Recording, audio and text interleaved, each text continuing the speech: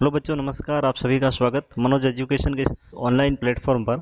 आज हम इस सेशन में शुरुआत करेंगे बीएसटीसी 2023 का जो नोटिफिकेशन जारी हो चुका है और इसकी एग्ज़ाम डेट कब है और इसमें कौन कौन से डॉक्यूमेंट चाहिए, तो हम आप कंप्लीट आपको जानकारी देने वाले हैं।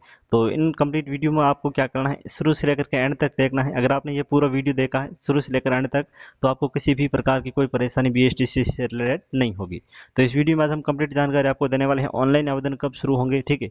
और इसके अलावा अगर बात करें इसकी अंतिम तिथि कौन सी है, और आपका जो परीक्षा शुल्क है वो जमा करने की अंतिम तिथि कौन सी है, और कितने आपका फीस लगेगी, डॉक्यूमेंट और परीक्षा की डेट, यानी सबसे बड़ा जो क्वेश्चन सबसे ज़्यादा जो पूछा जा रहा है वो है कि बीएसटीसी परीक्षा कब होगी, तो वो भी मैं आपको इस वीडियो में बताऊंगा। इसकी आपकी पात्रता यानी एलिजिबिलिटी जो आपकी वो क्या होनी चाहिए, एज यानी आयु क्या होनी चाहिए, आरक्षण किन किन को यहाँ पर मिलने वाला है, आवेदन की संपूर्ण प्रक्रिया क्या रहने वाली है, शुल्क कितना लगेगा, परीक्षा का पैटर्न नया इसका निर्धारित किया गया है, और सिलेबस इस बार क्या रहने वाला है, और इसकी जो बेस्ट बुक्स है वो कौन सी हैं। तो मैं आपको बता देना चाहता हूँ कि बीएसटीसी 2022 का जो एग्ज़ाम हुआ था वो मैंने एग्ज़ाम दिया था, जो कि स्क्रीन के ऊपर आपको यहाँ पर मार्कशीट दिख रही है।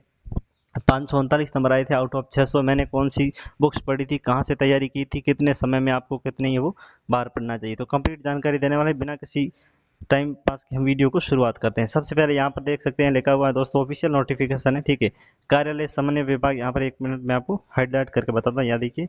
कार्यालय समन्वय पीडीएलएड परीक्षा 2023 एवं पंजीयन शिक्षा विभागीय परीक्षा राजस्थान बीकानेर। अब इनके बारे में जानकारी वो यहाँ पर हम शुरुआत करते हैं, ठीक है।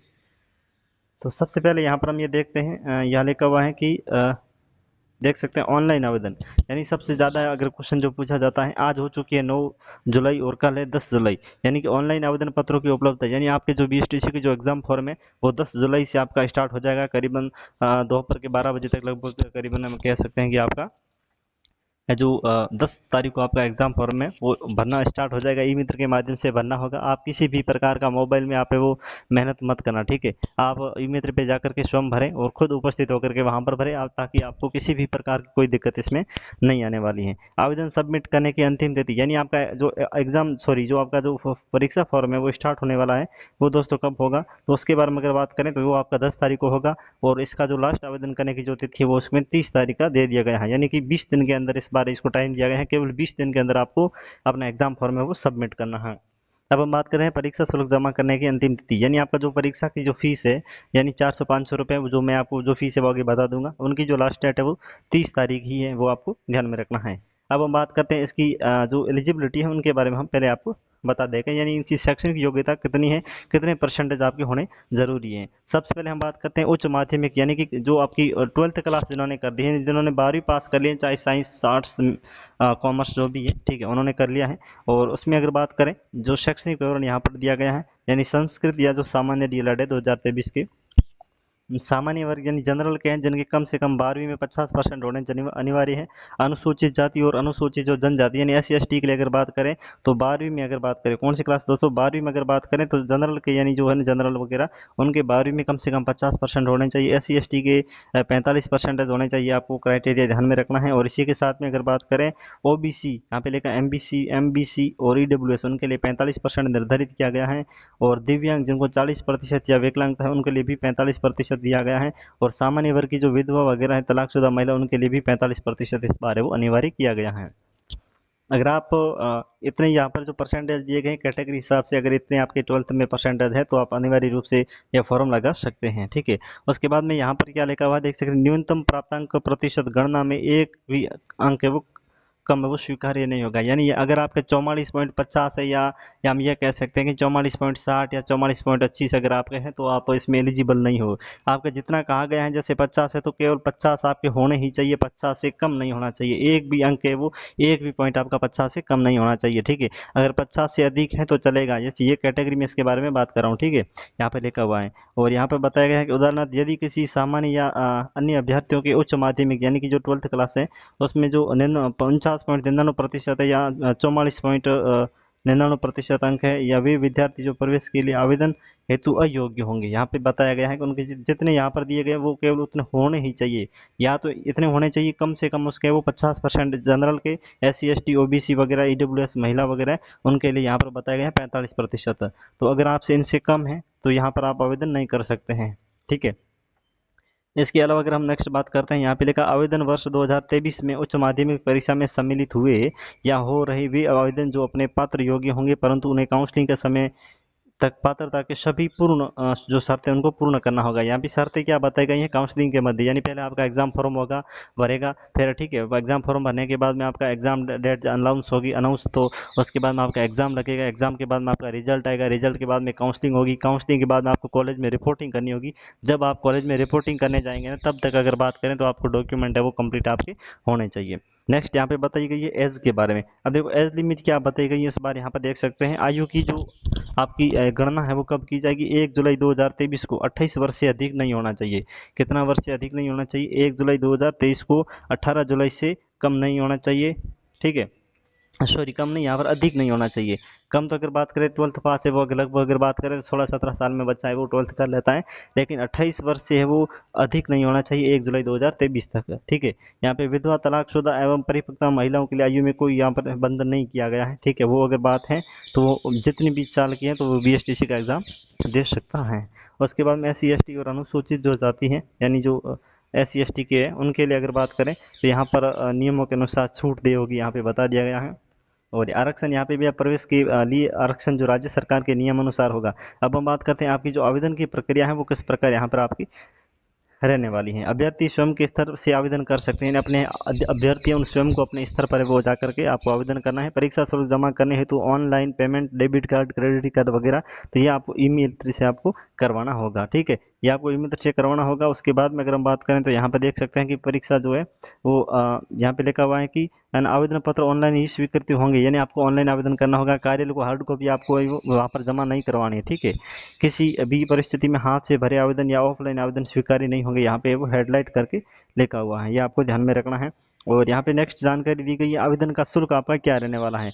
जैसे अगर बात करें आवेदन का आपका शुल्क है वो क्या रहने वाला है, DLED यानी सामान्य अथवा DLED संस्कृत किसी एक पाठ्यक्रम हेतु 450 आपके, अगर दोनों में से कोई एक करना है, या तो आपको दोनों पाठ्यक्रम अगर आप कर रहे हैं तो आपको 450 या 500 रुपये का आपको, यानी अधिकतम अगर बात करें 500 रुपये आपकी फीस रहने वाली है, तो ये आपको ध्यान रखना है। उसके बाद में अगर बात करें तो यहाँ पर कुछ आवेदन वगैरह के लिए आपको यहाँ पे लिखा हुआ है कि परीक्षा संबंधी आवश्यक सूचनाएं तथा जैसे संपर्क में SMS के माध्यम से प्रेषित की जाएगी।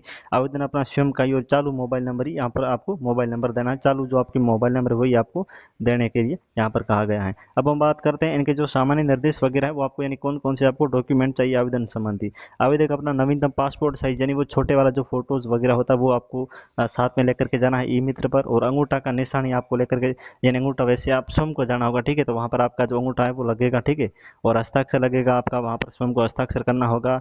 और इसके अलावा अगर बात करें आवेदन अपनी माध्यमिक यानी कि जो आपकी 10वीं और 12वीं की अंक तालिका है वो लेकर के जाना है। प्रमाण पत्र लेके जाना है, जैसे अगर जाति प्रमाण पत्र वगैरह है तो वो आपको लेकर के जाना है। अगर आपके पास आरक्षण का कुछ पत्र, सब कैटेगरी अगर ये से ना, विधवा, तलाकशुदा वगैरह, NCC वाला या शहरी या टाडा वगैरह, तो वो आपको प्रमाण पत्र आपको साथ में लेकर के जाना है अगर आपके पास है तो, ठीक है। उसके बाद में यहाँ पर बताया गया है कि जो ई-मित्र के माध्यम से आपको लेकर के जाना है, और जो आपको एक प्रिंट देगा हार्ड कॉपी, वो हार्ड कॉपी आपको वहाँ से, आपको जैसे आवेदन होगा तो हार्ड कॉपी वो ई-मित्र धारक आपको निकाल करके देगा, वो आपको घर पे लेके आ जाना है, जो यहाँ पे लिख सकते हैं, ठीक है। वो आपका हार्ड कॉपी कब काम आएगी, जब आपका एडमिट कार्ड जारी होगा तब वहाँ पर आपको चालान नंबर पेश करके, और वहाँ पे आपको जो अपना आधार, सॉरी जो आपका है ना वो डाउनलोड करना होगा। अब यहाँ पर देख सकते हैं कि आवेदन की आयु 1 जुलाई 2023 को 28 वर्ष से अधिक नहीं होनी चाहिए, यहाँ पे बताया गया है।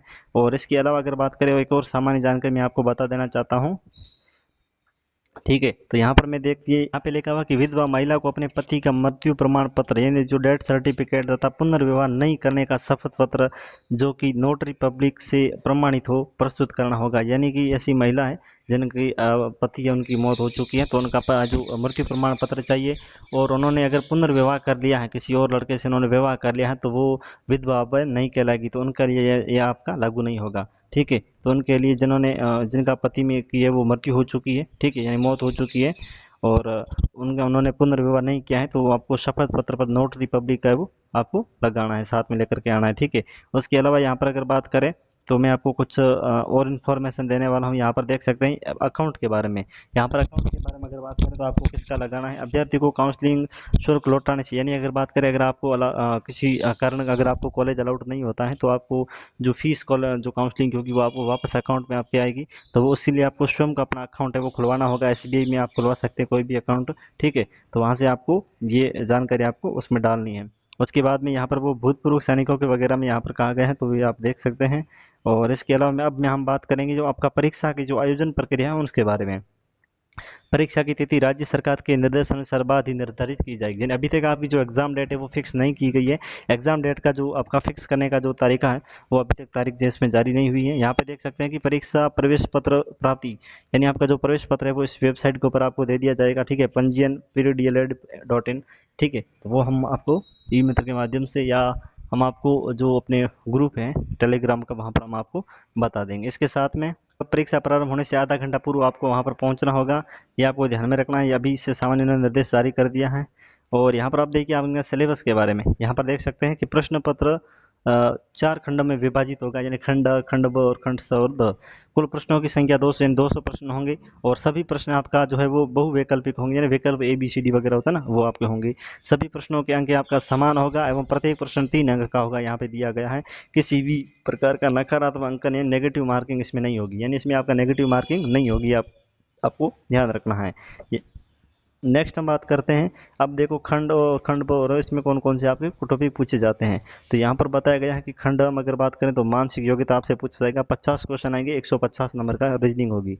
राजस्थान की सामान्य जानकारी और जीके आता है, 50 क्वेश्चन आएगा, 150 नंबर की आएगी। सेक्शन अभिरुचि 50 क्वेश्चन आएंगे, 150 नंबर की। और इसमें से आपको क्या करना है, आपकी इंग्लिश तो आपको करना अनिवार्य है।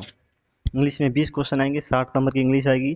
और यहाँ पर अगर बात करें तो संस्कृत और हिंदी में से कोई आपको एक करनी है दोस्तों, क्या करनी है, संस्कृत और हिंदी में से कोई आपको एक करनी है। और संस्कृत और हिंदी में से अगर आप एक करते हैं, ये लैंग्वेज होती है संस्कृत और हिंदी, अगर आप संस्कृत के करते हो तो 30 क्वेश्चन आएंगे, अगर हिंदी के करते हैं तो अभी आपके 30 क्वेश्चन आएंगे, ये आपको ध्यान में रखना है, ठीक है। नेक्स्ट हम बात करते हैं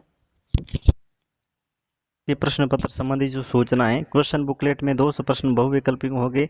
प्रश्न प्रत्येक प्रश्न में विकल्प है वो उत्तर वैकल्पिक उत्तर होंगे, ठीक है। प्रश्न पत्र में 4 खंडों में होगा, अ ब स द विभक्त होगा। और खंड द में 3 उपखंड होते हैं, यानी खंड द में कौन से होते हैं दोस्तों, 3 उपखंड होते हैं, अंग्रेजी, संस्कृत और हिंदी में विभाजित होगा। खंड अ ब स द का जो उपखंड है वो फर्स्ट अंग्रेजी जो भाग है वो सभी आवेदकों को करना होगा, यानी जो आपका खंड इसमें द दिया गया, इसमें 3 अंक, इसमें 3 पार्ट है, इसमें आपका खंड जो पहला है, ठीक है, अंग्रेजी, वो आपको सभी को करना अनिवार्य है। संस्कृत और हिंदी में से कोई भी आप एक है वो चूज कर सकते हैं, ये आपको ध्यान में रखना है, ठीक है। दोनों आपको आप यूज नहीं कर सकते, केवल एक कर सकते हैं, या हिंदी कर सकते हैं या फिर आप संस्कृत है वो कर सकते हैं, ठीक है। ये आपका हो गया। नेक्स्ट हम यहाँ पर बात करने वाले देख सकते हैं कि BSTC सिलेबस के बारे में, ठीक है। इनका सिलेबस भी जारी हो चुका है। खंडा में देख सकते हैं इस प्रकार ये आपकी मेंटल एबिलिटी के क्वेश्चन यहाँ से पूछा जाएगा। और ये आपका राजस्थान का जो जीके वगैरह है तो वो यहाँ पर इस बार है वो लिखा गया है, Rajasthan history, art and culture वगैरह, ठीक है। तो भौगोलिक यानी ज्योग्राफी वगैरह है वो सारा।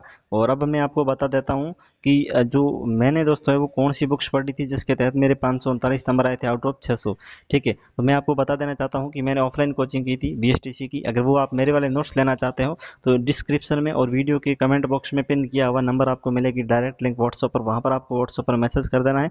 मात्र 160 रुपये में आपको कंप्लीट है वो मिल जाएगा। क्या मिल जाएगा दोस्तों, पूरी आपको PDF मिलेगी व्हाट्सएप पर, ठीक है। PDF आपको मिलेगी जिसमें अगर बात करें तो रीजनिंग मिलेगा, राजस्थान जीके मिलेगा, और इसके अलावा अगर बात करें तो शिक्षण अभिरुचि मिलेगी। और चौथा अगर बात करें जो आपकी लैंग्वेज वगैरह होती है ना, जैसे हिंदी या जो संस्कृत वगैरह, तो वो आपको मिलेगा। यानी रीजनिंग, राजस्थान जी के शिक्षण, रीजनिंग शिक्षण अभिरुचि, राजस्थान जी के, और जो आपकी लैंग्वेज होती है ना जैसे हिंदी या संस्कृत, तो वो आपको कंप्लीट मिलेगा। अगर आप ये नोट्स अभी पढ़ते हैं तो इजीली तरीके से लगभग अगर बात करें तो 300 के करीबन पेज होगा। और अभी तक आपकी एग्जाम डेट है वो फिक्स नहीं हुई है, और एग्जाम डेट फिक्स होने से पहले पहले आप आसानी तरीके से इनको है वो आप पढ़ करके आसानी से आप नंबर है वो ला सकते हैं। और आपको पता ही है BSTC में कंपटीशन भी ज़्यादा होता है, तो आपको कुछ सही रणनीति से आपको तैयार करना होगा। अगर आपके पास किसी भी प्रकार की बुक्स हैं तो आपको पता ही है बुक्स में बहुत सारा मैटर दिया गया है, और जो कि सभी बच्चों को सिलेबस वो उसके अकॉर्डिंग पूरा करना किसी के बस की बात नहीं है। अगर आप शॉर्ट नोट्स पढ़ते हैं तो वो आपके लिए बेहद ही जो लाभदायक होते हैं, ठीक है। तो वे मैं आपको बस इतना ही बता देना चाहता हूँ कि और आगे जो आपकी मर्जी है वो आप कर सकते हैं, ठीक है। बुक्स वगैरह अगर बात करें, जैसे मार्केट में भी बहुत सारी आती है बुक्स, लेकिन बुक्स में क्या होता है दोस्तों कि जो फालतू का मैटर वगैरह है वो उसमें ज़्यादा होता है। देखो फालतू का मैटर का मतलब है जैसे आर्थिक समीक्षा वगैरह उसमें दी जाती है, तो वो सारा मतलब RS लेवल का होता है, तो वो अपने BSTC के लिए, BSTC के अकॉर्डिंग वो बुक्स आपके लिए काम नहीं है। उसमें अगर बात करें लगभग 700 से 800 या 1000-1200 पेज होंगे, तो वो आप सभी के लिए बहुत ही लाभदायक सिद्ध नहीं होने वाला है। अगर आप नोट्स लेना चाहते हो तो बिल्कुल हस्तलिखित आपको नोट्स मिलेगा कंप्लीट, ठीक है। तो वो आप ले सकते हैं। डिस्क्रिप्शन में नंबर दिए गए हैं, मैं आपको डेमो भी भेज दूंगा, व्हाट्सएप पर मैसेज कर देना। मात्र 160 रुपये में आपको कंप्लीट PDF मिलेगी। उसको आप प्रिंट भी निकाल सकते हैं, मोबाइल से भी पढ़ सकते हैं, जो आप इजीली तरीके से आपको जो रिवीजन के लिए बहुत ही वो लाभदायक सिद्ध होंगे।